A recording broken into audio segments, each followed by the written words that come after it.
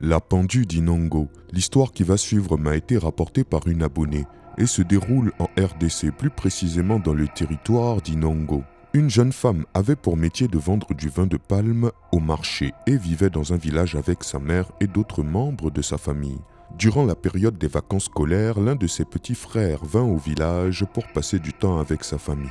Durant cette période, lors d'un jour de disette, le petit frère alla se plaindre à sa mère qu'il avait faim. Cette dernière lui dit d'aller vendre le vin de palme de sa sœur pour s'acheter à manger.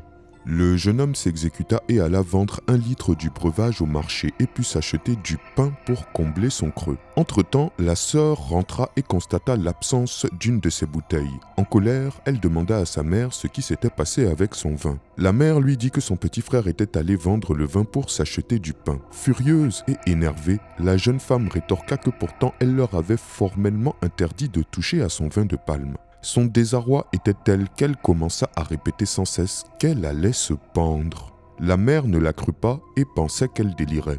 Peu de temps après, elle avait disparu. On se mit à la chercher partout jusqu'à ce que des personnes d'un village voisin découvrent son corps pendu.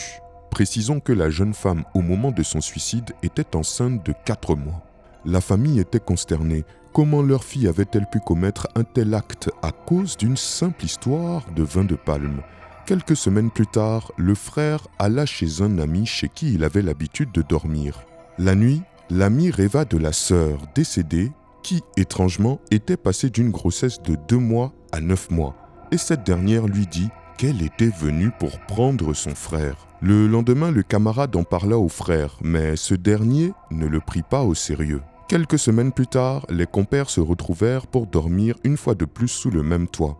À cette nouvelle occasion, l'ami rêva encore de la sœur décédée, mais cette fois-ci accompagnée d'un enfant et d'un monsieur qu'elle désigna comme étant son mari. Réitérant sa volonté de prendre son frère, s'ensuivit un combat brutal en rêve entre le dit mari et l'ami du petit frère. Le lendemain, l'ami trouva le frère dans un état d'instabilité mentale. Il était devenu complètement fou et répétait sans cesse « Je veux me pendre, je veux me pendre ». Et depuis lors, il est resté bloqué dans cette folie dont la source est plus que mystique.